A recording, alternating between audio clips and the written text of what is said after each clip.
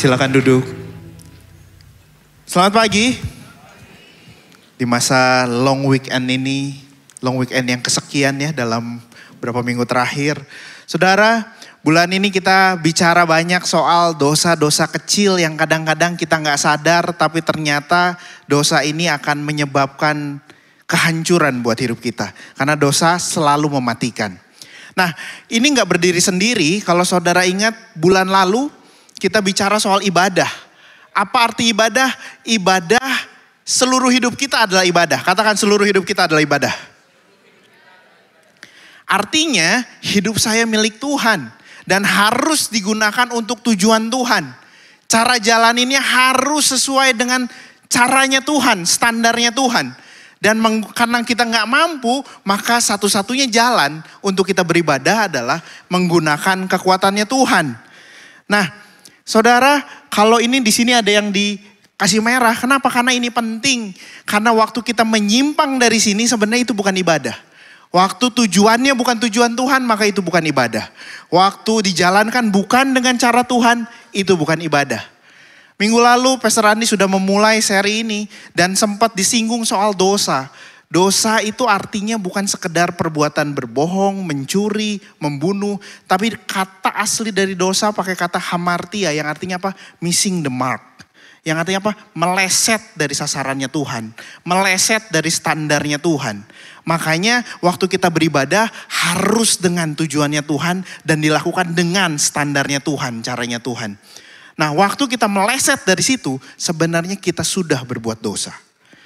Kita sudah meleset dari Tuhan. Itu artinya kita sudah berbuat dosa. Nah, gak cuman berarti waktu kita berbuat dosa berarti kita gak beribadah. Iya, tapi kita harus ingat, setiap dosa walaupun kelihatannya kecil, walaupun gak ada yang tahu, setiap dosa itu sebenarnya akan membuat kita jadi kebiasaan, lalu membuat kita terikat dan membuat kita hancur. Gak ada dosa yang tanpa konsekuensi. Dosa selalu akan menuntut kehancuran dari hidup kita kalau gak segera diberesin. Ini materi kita minggu lalu. Nah, hari ini kita akan bicara soal white lies. Bohong putih. Nah, pertanyaannya gini, emang bohong ada warnanya? Emang dosa ada warnanya? Nah, ini kita akan bahas. Apa sih white lies? Saya coba cari beberapa definisi di internet tentang white lie. Kebohongan putih. Kebohongan putih kita lakukan supaya untuk sopan. Betul? Saudara kalau ditanya main ke rumah teman, udah makan belum? Pasti jawabannya, udah gitu ya. Padahal perutnya bunyi. Bohong tapi supaya sopan. Supaya orang lain gak marah katanya. Kebohongan supaya orang lain gak terluka. Untuk melindungi orang lain. Itu adalah white lie. Jadi tujuan white lie itu adalah orang lain. Supaya orang lain lebih baik. Supaya orang lain tidak terluka. Nah, contohnya kayak apa sih? Contohnya saya kasih 2 contoh. Yang pertama saudara, ini zaman Hitler, zaman Nazi. Waktu itu Hitler mengejar orang Yahudi untuk apa? Untuk dibantai massal, mau dimusnahkan dari muka bumi. Saudara, banyak orang di Eropa yang berbaik hati menyembunyikan orang Yahudi. Jadi mereka masukin ke rumah mereka sembunyiin di bawah kasur, dimanapun. Supaya apa? Kalau nanti tentara Nazi itu datang dan mereka akan nanya, di rumah ini ada orang Yahudi enggak? Tuan rumah akan punya pilihan begini, kalau saya jujur, maka mereka akan mati. Tapi pilihan keduanya saya harus bohong. Orang-orang yang menyembunyikan orang Yahudi mereka akan memilih saya akan berbohong supaya orang-orang ini tetap hidup. Jadi mereka berbohong untuk kebaikan. Gitu ya. Nah, itulah yang disebut dengan white lie. Nah, pertanyaannya tapi kan itu jauh kok. Itu kita nggak ada di masa itu dan itu nggak terjadi di Indonesia. Nah, saya akan kasih contoh yang kedua. White lie yang dilakukan para suami ketika istrinya pulang dari salon. Kenapa? Kalau istri atau pacar saudara pulang dari salon, pertanyaannya selalu sama. Gimana rambut saya? Dan para laki-laki akan menjawab, bagus. Nah, tolong para wanita, tolong please mengertilah, jangan dilanjutin pertanyaannya. Istri saya akan lanjutin. Emang kamu tahu bedanya apa? Saya harus berbohong lagi. Iya dong, gila ini jadi magnificent. Gitu kan, ini jadi cantik banget. Padahal dalam hati apa bedanya? Kita gak ngerti bedanya apa, tapi kita berbohong supaya istri kita happy. Gitu ya, kadang-kadang kita berbohong supaya orang lain happy. Nah itu white lie. Pertanyaan yang muncul gini, emang dosa? Kenapa harus disebut dosa? Toh gak ada yang dirugiin. Toh hasilnya bikin orang selamat. Toh hasilnya bikin orang happy. Kenapa disebut dosa? Kadang-kadang orang zaman sekarang bilang gini, apa ruginya sih kamu muji? Toh dia jadi happy. Kenapa sih susah amat? Nah kita akan bahas. Tapi sebelum kita bahas white lie, kita akan bahas dulu tentang lie. Tentang dosa. Saudara, saya akan ajak saudara baca dari Efesus 4 ayat 17 sampai 25. Saran saya saudara buka di handphone saudara. Karena hari ini kita coba pakai layar yang besar. Mungkin beberapa tempat gak akan kelihatan ayatnya terlalu lengkap. Jadi daripada saudara menebak-nebak itu kata apa, lebih baik buka di handphone saudara. Ayat 17 kita baca sama-sama, yang bawah yang di dalam kurung gak usah dibaca ya. Kita baca sama-sama ayat 17, 3, 2, 1. Sebab itu kukatakan dan kutegaskan ini kepadamu. Jangan dengan pikiran yang, saudara, Rasul Paulus bilang gini, karena itu kukatakan dan kutegaskan, artinya penting banget nih, udah diomongin ditegasin lagi. Kamu udah selamat, jangan sama lagi sama mereka yang gak kenal Tuhan dong. Mereka yang gak kenal Tuhan dibilang apa? Pikirannya yang sia-sia, pikirannya yang ngejar sesuatu yang gak ada harganya sebenarnya. Ngejar sesuatu yang pada akhirnya tidak bermakna. Ngejar sesuatu yang pada akhirnya semuanya sia-sia karena sifatnya sementara. Itu orang yang gak kenal Tuhan. Kita lanjut ayat 18. Dan pengertiannya apa? Pikirannya gelap. Pikirannya buta. Gak ada terang Tuhan di dalamnya. Dikasih firman Tuhan gak mau. Diajarin yang benar gak mau. Pikirannya buta. Pikiran yang gelap. Jauh. Terpisah dari Tuhan. Dari hidup persekutuan dengan Allah. Karena apa? Karena orang yang tidak mengenal Tuhan dibilang apa? Karena kebodohan yang ada dalam mereka. Karena mereka lack ignorance, karena mereka lack pengetahuan. Mereka ignorance karena mereka kurang pengetahuan tentang firman. Dan karena kedegilan hati mereka. Dibilang apa? Karena hatinya kebas. Saudara, kalau kita kapalen itu 6. Akhirnya kita akan gini. Kebeset pisau pun kadang-kadang gak kerasa. Kenapa? Karena hati kita sudah jadi kebas. Orang yang tidak mengenal Tuhan. Saudara kasih 1000 ayat pun mereka tetap akan bilang gini. Saya gak percaya.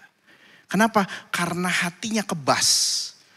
Makanya saya saran waktu kita menginjil. Waktu kita ngajak orang datang ke gereja kenal Tuhan. Gak usah berdebat. Hal pertama yang harus kita lakukan apa? Berdoa. Supaya Tuhan sentuh hatinya dulu. Tanpa Tuhan ubah hatinya, saudara mau kasih fakta apapun, mereka tetap tidak akan percaya. Kenapa? 6, kebas. Makanya orang-orang yang tidak mengenal Tuhan, itu punya kebodohan. Tidak tahu, ignorance. Karena kurang pemahaman tentang kehendak Allah, bahkan tentang Allah. Kenapa? Hatinya tidak peka lagi terhadap firman Tuhan. Sehingga pikirannya gak bisa mikirin apa yang Tuhan kehendaki. Pikirannya cuma gini, apa yang saya kehendaki di sini? Pikiran yang sia-sia. Pikirannya tidak mampu memahami kebenaran. Karena menolak wahyu ilahi. Akhirnya hidup kita terasing dari Tuhan. Makanya waktu kita percaya terus harus gimana? Sebenarnya waktu kita percaya sama Tuhan, Yeskiel bilang apa? Kamu akan kuberikan hati yang baru dan roh yang baru di dalam batinmu. Dan aku akan menjauhkan dari tubuhmu hati yang keras dan kuberikan hati yang taat. Waktu kita percaya sama Tuhan, bahkan sebelum kita percaya sama Tuhan, Tuhan udah bekerja dulu. Hatinya Tuhan ubah sama yang baru. Kalau saudara baca Alkitab, mendengar kata hati itu isinya apa? Pikiran, perasaan, kehendak. Waktu Tuhan kerja, apa yang Tuhan kerjakan, hatinya dijadiin baru. maka pikirannya jadi baru, perasaannya jadi baru, kehendaknya berubah. Makanya waktu kita dengar firman Tuhan kita akan bilang gini, iya ini Tuhan, ini benar, saya mau percaya. Kenapa? Bukan karena logika, tapi karena hatinya sudah Tuhan jadiin baru. Maka waktu kita mau keluarga kita bertobat, berdoa dulu supaya Tuhan ubah hatinya jadi baru, baru sistem itu bisa bekerja. Dan di ayat 27 bilang apa? Rohku akan kuberikan diam di dalam batinmu dan aku akan membuat kamu hidup menurut segala ketetapanku dan berpegang pada peraturan-peraturanku dan melakukannya. Saudara, Tuhan bilang gini, dan Roh Kudus akan hidup dalam saudara supaya saudara bisa beribadah pada Tuhan. Hidup melakukan kehendak Tuhan itu ibadah. Jadi hati kita diperbaharui, Roh Tuhan ada di dalam supaya kita sanggup beribadah sama Tuhan. Makanya jangan sama lagi kata Paulus. Ayat 19, perasaan mereka tumpul sehingga mereka menyerahkan diri kepada hawa nafsu. Mengerjakan dengan serakah segala macam kecemaran. Tetapi kamu bukan demikian. Kamu telah belajar mengenal Kristus. Karena kamu telah mendengar tentang dia dan menerima pengajaran di dalam dia menurut kebenaran yang nyata dalam Yesus. Kita udah terima Yesus. Bulan lalu kita belajar, Yesus datang memberikan hidup yang kekal dan hidup yang kekal itu adalah mengenal Tuhan dengan benar. Kamu udah terima Yesus, kamu udah kenal Tuhan. Kamu udah belajar tentang Kristus. Yaitu bahwa kamu berhubung dengan kehidupanmu yang dahulu harus menanggalkan manusia lama yang menemui kebinasaannya oleh nafsu yang menyesatkan. Supaya kamu dibaharui dalam roh dan pikiranmu dan mengenakan manusia baru yang diciptakan menurut kehendak Allah di dalam kebenaran dan kekudusan yang sesungguhnya. Karena itu, kita baca sama-sama yang ini ya. Ayat 25 kita baca sama-sama. 3, 2, 1. Karena itu.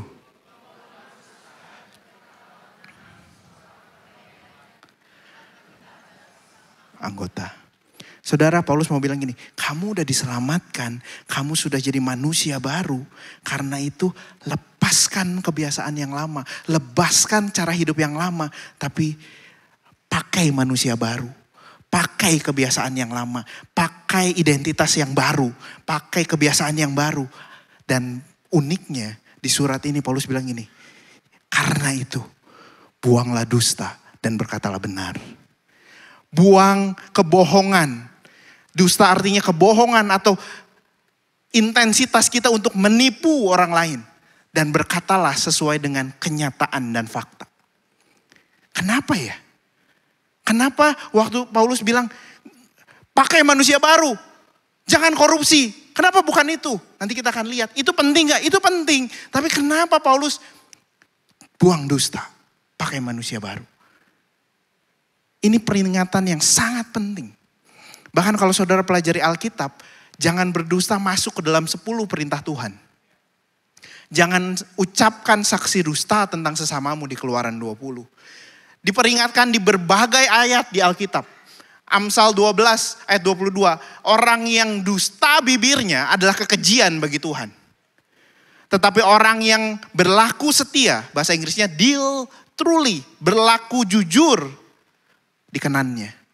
Masih banyak lagi ayat Alkitab tentang dusta. Bahkan tadi waktu kita mulai ibadah, Pastor Jimmy mengajak kita sama-sama baca dari Kolose. Itu juga bicara soal jangan berdusta. Bahkan kalau saudara lihat, Tuhan Yesus sendiri mengajarkannya. Matius 5 ayat 37. Kita baca sama-sama. Matius 5 ayat 37. 3, 2, 1. Jika ya, hendaklah kamu. Jika tidak, apa yang lebih daripada itu? Yesus waktu dia khotbah di bukit, dia bilang, jika ya, katakan ya, jika tidak, katakan tidak. Saudara, menurut saya, ini adalah salah satu ayat yang paling tidak butuh penjelasan tambahan. Untuk mengerti ini, saudara gak perlu baca komentari aneh-aneh. Untuk mengerti ini, saudara gak perlu belajar bahasa Ibrani, Yunani, bahasa Sunda, bahasa apa enggak. Saudara lihat ini, saudara akan ngerti. Jika ya, katakan ya. Jika tidak, katakan tidak. Ini prinsipnya jelas banget. Sampai sini mulai diam, kenapa? Oh gitu ya, berarti, nah mulai. Nah, Kenapa bicara jadi penting? Saudara, saya coba search beberapa research. Kalau saudara mau lihat, saudara search saja judul artikelnya ini dari University of Arizona. Mereka bikin research tahun 2007 yang mengatakan bahwa manusia secara rata-rata mengucapkan 16.000 kata setiap hari. 16.000. Walaupun variasi, ada yang lebih banyak karena lebih cerewet, ada yang lebih sedikit karena lebih pendiam. Tapi secara rata-rata 16.000 kata. Dan di usia 24 sampai 65, wanita berkata-kata 3.000 kata lebih banyak dibanding laki-laki. Tapi yang menarik, ternyata saudara, wanita lebih banyak berkata-kata tuh hanya di umur 24 sampai 65. Sebelum 24 rata-ratanya sama. Setelah 65 rata-ratanya juga sama.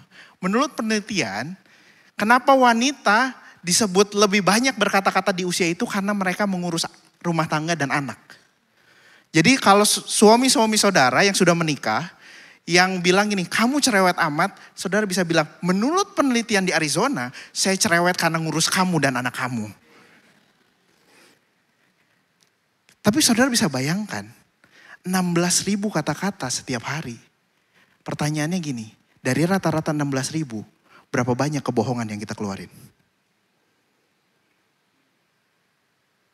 1 kebohongan? 2 kebohongan? 1.000 kata-kata? 2.000? 3.000? Jangan-jangan 12.000-nya bohong, 4.000-nya benar. Kadang-kadang kita di pertemanan, saudara, kita supaya semua happy, saudara, kalau janjian sama temen, kita ke PVJ ya, kita ngopi-ngopi dulu jam 3, jam 2.45 saudara di WA, udah di mana? Jawaban kita? OTW. Pertanyaannya, bener udah OTW belum? Tapi kan saya bener, saya jujur, saya OTW dari kasur ke kamar mandi. Nah saudara niatnya kan menipu. Tadi kan kalau niatnya menipu berarti berbohong. Berapa banyak kita yang bilang gini, kamu senang makan ini enggak? Oh senang supaya apa? Supaya kita diterima di grup pertemanan.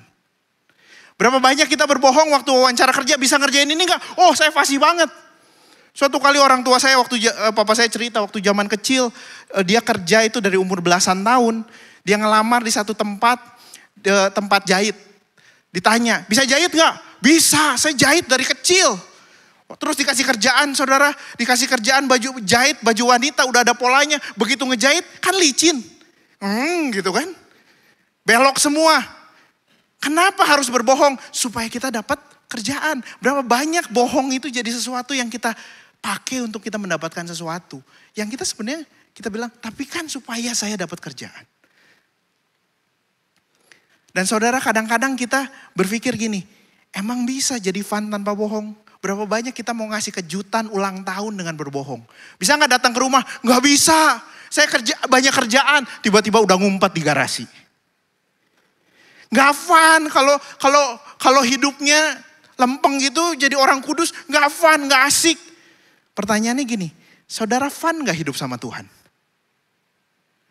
Saudara merasa hidup sama Tuhan menyenangkan gak? Padahal di dalam Tuhan tidak ada dusta.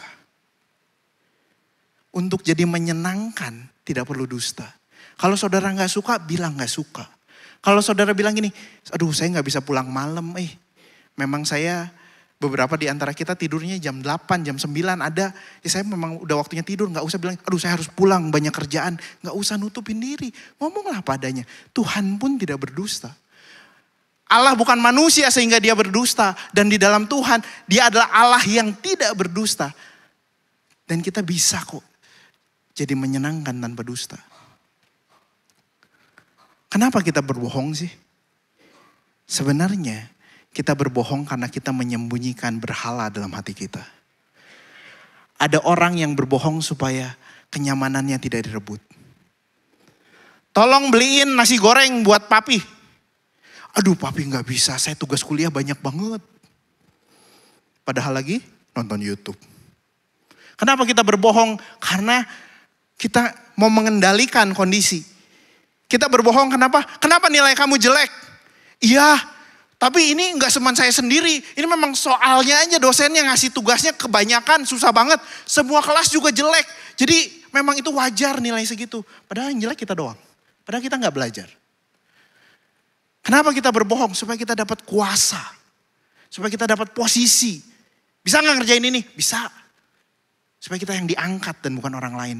Kenapa kita berbohong? Supaya kita diterima. Ngerokok nggak lu? Oh ngerokok. Padahal belum pernah ngerokok. Supaya apa? Supaya diterima di pergaulan. Kenapa kita berbohong? Karena kita menyimpan berhala. Dan saudara, kita perlu sadar. Semua berhala yang kita simpan akan menguasai hidup kita. Dosa termasuk berbohong yang tidak diselesaikan akan membuka ruang kendali hidup kita untuk dikuasai berhala. Saudara akan lihat tanpa sadar hati kita akan numb. Dan kita akan bilang gini, gak apa-apa kan berbohong. Terus kita akan berbohong untuk mendapatkan penerimaan. Terus kita berbohong untuk mendapatkan kekuasaan. Dan selanjutnya. Hati kita lama-lama akan mati rasa terhadap firman. Waktu gini, jangan berbohong. Ya gak apa-apalah itu kan kecil. Mulai menormalisasi dosa. Jauh dari persekutuan dengan Tuhan. Setelah berbohong, kita gak enak ketemu Tuhan. Lama-lama jauh, gak pernah lagi berdoa, gak pernah lagi baca firman. Kehilangan integritas dan tidak bisa dipercaya. Kalau saudara bohong terus, lama-lama manusia pun gak akan mau gaul sama saudara. Udahlah, gak usah ngomong sama dia, bohong pasti. Dan kalau kita sudah begitu, gimana cara kita memuliakan Tuhan? Gak bisa. Kecil. Tapi semua dosa mulai dari hal yang kecil. Pertama kali nyontek, pertama kali bohong, saudara akan deg-degan. 10 kali nyontek, saudara akan biasa saja. 20 kali, yang ke-21-nya saudara gak nyontek, saudara akan deg-degan. Kok saya gak nyontek ya? Benar gak ya jawaban saya? Kayak perlu konfirmasi dari jawaban orang, baru saya yakin. Karena hati kita lama-lama numb. Hati kita akan kebas terhadap kebenaran. Terus gimana dong? Saudara, di 2 Petrus dibilang gini, karena kuasa ilahinya telah menganugerahkan kepada kita segala sesuatu yang berguna untuk kita hidup saleh. Lewat apa? Pengenalan akan dia.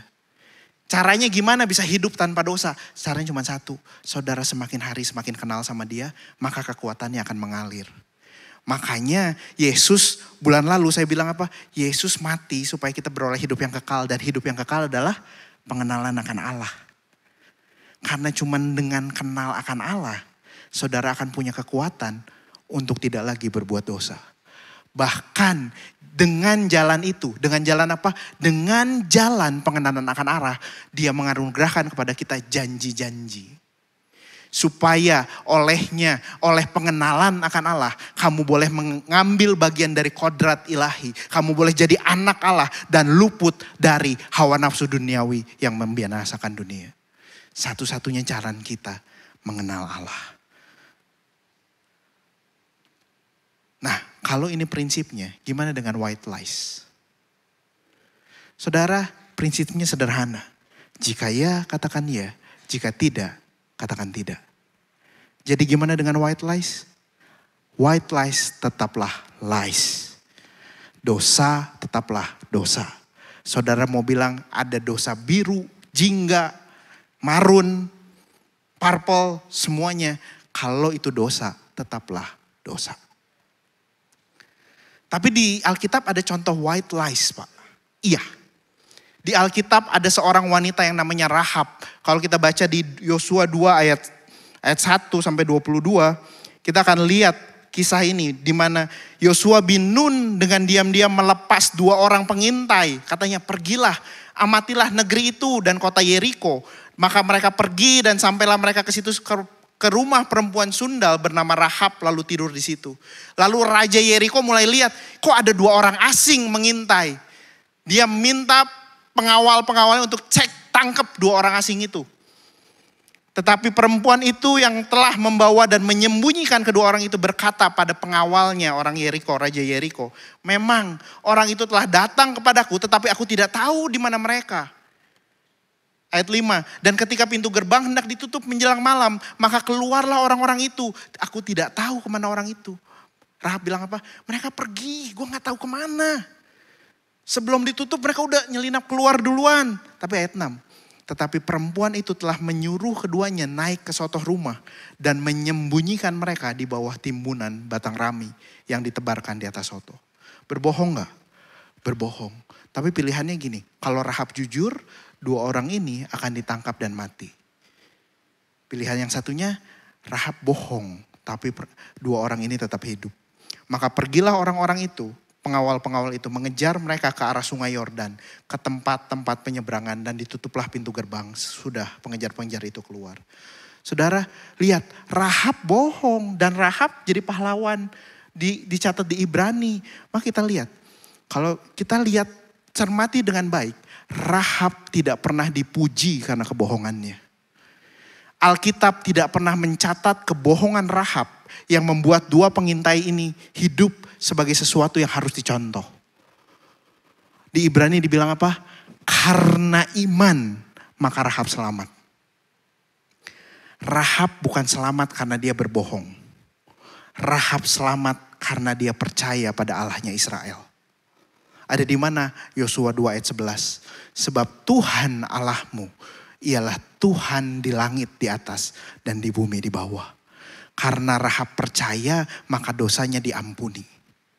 Bukan karena Rahab berbohong membantu bangsa Israel maka dia selamat. Hati-hati.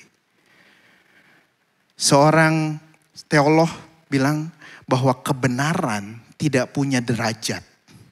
Kebenaran tidak punya shade, tidak punya shade itu nuansa. Setengah benar adalah bohong sepenuhnya. Kebohongan putih sebenarnya adalah kebohongan yang benar-benar hitam. Kenapa? Karena pada prinsipnya, ini prinsip untuk semua dosa. Tujuan yang baik dengan cara yang salah tetap meleset dari standar Allah. Tujuannya baik. Tapi kalau caranya salah, itu tetap bukan yang Allah mau. Itu miss the mark. Itu dosa. Tapi gimana dengan sebaliknya, Pak? Kalau tujuannya jahat tapi caranya baik, ada juga di Alkitab. Kisah Rasul 8 ayat 4 sampai 25. Seorang bernama Simon sejak dahulu melakukan sihir. Jadi tukang sihir sudah ada dari dulu di kota itu dan menakjubkan rakyat Samaria serta berlagak seolah-olah ia sangat penting. Ada orang yang bisa sihir lalu gini, menggunakan sihirnya supaya apa? Dapat jabatan, dapat pengaruh supaya saya didengar orang. Semua orang besar, kecil mengikuti dia dan berkata, orang ini adalah kuasa Allah yang terkenal sebagai kuasa besar. Dan mereka mengikutinya karena sudah lama ia menakjubkan mereka oleh perbuatan sihirnya. Ayat 12, tetapi sekarang orang-orang Samaria di kota itu percaya kepada Filipus yang memberitakan Injil tentang kerajaan Allah dan tentang Yesus Kristus. Dan mereka memberi diri mereka dibaptis baik laki-laki dan perempuan. Ayat 13, Simon si tukang sihir sendiri juga sudah menjadi percaya. Perhatikan baik-baik. Simon sendiri sudah menjadi percaya dan sesudah dia dibaptis, dia udah percaya, dia udah dibaptis. Dia senantiasa bersama-sama dengan Filipus. Jadi orang ini percaya, dibaptis, pelayanan, bahkan kalau ada pembicara tamu, dia yang nemenin. Kalau ada hamba Tuhan, dia ngikutin kemana-mana. Dia senantiasa bersama-sama dengan Filipus. Dan takjub ketika ia melihat tanda-tanda dan mukjizat besar yang terjadi. Ketika Simon melihat bahwa pemberian Roh Kudus terjadi oleh karena rasul-rasul menumpangkan tangannya. Ia menawarkan uang kepada mereka serta berkata, berilah juga kepadaku kuasa itu. Supaya jika aku menumpangkan tanganku atas seorang, dia boleh menerima Roh Kudus. Baik gak saudara meminta kuasa supaya saudara berdoa Roh Kudus datang buat seseorang? Baik gak? Baik. Baik gak kita berdoa dan kita bilang, Tuhan beri aku kuasa kalau saya berdoa orang sembuh. Saya berdoa orang terima Tuhan. Baik gak? Baik. Tapi apa kata firman Tuhan selanjutnya? Tetapi Petrus berkata kepadanya, binasalah kiranya uangmu itu bersama dengan engkau. Karena engkau menyangka bahwa engkau dapat memberi karunia Allah dengan uang. Tidak ada bagianmu atau hakmu dalam perkara ini. Sebab hatimu tidak lurus di hadapan Allah. Jadi bertobatlah dari kejahatanmu ini. Dan berubahlah kepada Tuhan. Berdoalah kepada Tuhan supaya ia mengampuni niat hatimu ini. Sebab aku lihat bahwa hatimu seperti empedu yang pahit. Dan terjerat dalam kejahatan. Petrus lihat. Kamu mau kuasa, tapi bukan orang sembuh kan. Tapi supaya kamu dapat pengaruh yang sama sebelum kamu bertobat. Kamu mau kuasa, kamu mau pelayanan. Tapi kan motivasi kamu supaya memegahkan dirimu bukan Tuhan kan. Kalaupun kita melakukan cara yang baik, yang terlihat baik, dengan tujuan yang salah. Itu juga meleset dari standar Allah. Meleset. Sehingga itu adalah dosa. Mungkin saudara sudah pelayanan. Saudara bisa khotbah. Saudara ada di panggung. Saudara ada pelayanan di mana-mana. Pertanyaan yang gini. Motivasimu benar gak? Nah balik lagi. Saudara susah gak? Susah ya. Motivasi kita ngomong benar gak? Jujur sih. Tapi motivasinya bukan buat membangun malah mencelakakan. Waktu ada orang bikin kesalahan di kerjaan lalu kita bilang gini, kerjaan kamu jelek banget, gini aja gak bisa. Lebih bagus anak saya yang SD ngerjain ini daripada kamu. Mungkin benar, tapi motivasimu apa? Merendahkan orang. Maka kita harus berkata dengan gini, motivasinya membangun orang, kata-katanya penuh dengan kebenaran. Waktu kita mau berkata-kata, ambil jeda. Jangan langsung jeplak. Selalu ambil jeda untuk apa? Pastiin motivasi kita apa. Waktu kita mau ngomong, pastiin kita berbicara tentang kebenaran, bukan kebohongan. Kalau kita yang kepikiran gini, mendingan bohong ya, lebih gampang. Cari alternatif lain supaya kita gak bohong. Kalaupun kita sudah melakukan kebohongan, white lies. Misalnya ada saudara yang profesinya dokter, yang berkaitan sama nyawa. Saudara ditanya, gimana kondisinya? Kadang-kadang kita gak bisa menghindar. Kalau kita kasih kenyataannya dia kejang dan lain-lain dan macam-macam. Saudara, kalaupun kita sudah berbohong, sadari itu dosa. Karena standar Tuhan tetap sama. Katakan ya jika ya, tidak jika tidak. Minta pengampunan Tuhan. Kalaupun kita berbohong selidiki, kenapa kita berbohong? Jangan-jangan ada berhala yang sedang beroperasi di dalam hati kita. Dan pikirkan, kalau kejadian itu kejadian lagi, gimana caranya supaya saudara gak bohong? Biasanya kejadian kan akan ngulang-ngulang terus. Mulai pikir dari sekarang, kalau kejadian itu datang, gimana caranya supaya saudara gak bohong? Standar Allah untuk umatnya, hidup saya adalah milik Tuhan. Digunakan untuk tujuan Tuhan. Dijalankan sesuai caranya Tuhan. Dan saya gak sanggup. Makanya saya perlu pakai kekuatan Tuhan. Dan kalau kita lihat. Kalau standarnya begini susah banget Pak. Gak masuk akal untuk saya. 16.000 kata sehari. Gimana jaga setiap katanya bisa tetap kebenaran bukan bohong. Ini baru satu hal soal perkataan loh. Belum perbuatan, belum pikiran dan lain-lain. Tapi saya mau kasih tahu. Menyadari jurang yang begitu jauh antara kesempurnaan standar Tuhan. Dan kemampuan saya untuk memenuhi standar itu. Tidak pernah membenarkan saya untuk berpikir Tuhan akan menurunkan standarnya. Dia tetap sempurna. Maka standarnya tetap sempurna. Saya tidak dibenarkan untuk mikir, Tuhan pasti ngerti lah kondisinya. No. Buat Tuhan gini, ini dosa, ini kudus. Standarnya kudus. Sanggup gak kita ngikutin standarnya Tuhan? Rasanya harusnya hari ini kita akan bilang gini, gak sih gak sanggup. Tapi menyadari jurang yang begitu jauh antara kesempurnaan standar Tuhan dengan kemampuan saya, membuat saya semakin sadar betapa saya gagal. Dan saya hanya bisa bergantung pada salib Kristus. Untuk bisa dibenarkan, diangkat jadi anak Allah dan menerima janji-janjinya. Kenapa? Makanya setiap kali kita merenungkan firman, waktu kita membaca firman Tuhan dengan jujur, kita akan lihat, iya ya, standar Tuhan sempurna. Makin kita lihat standar Tuhan, kemarin kayaknya bohong buat kebaikan masih oke, hari ini kita diingetin, enggak loh. Standar Tuhan makin atas dan saya makin sadar, saya dosanya makin banyak, makin jauh. Dan satu-satunya jalan untuk saya bisa dilayakkan di hadapan Tuhan hanya lewat salib Kristus. Nggak ada yang lain. Maka dari itu, ini terakhir, saya mau ajak kita sama-sama baca ayat ini.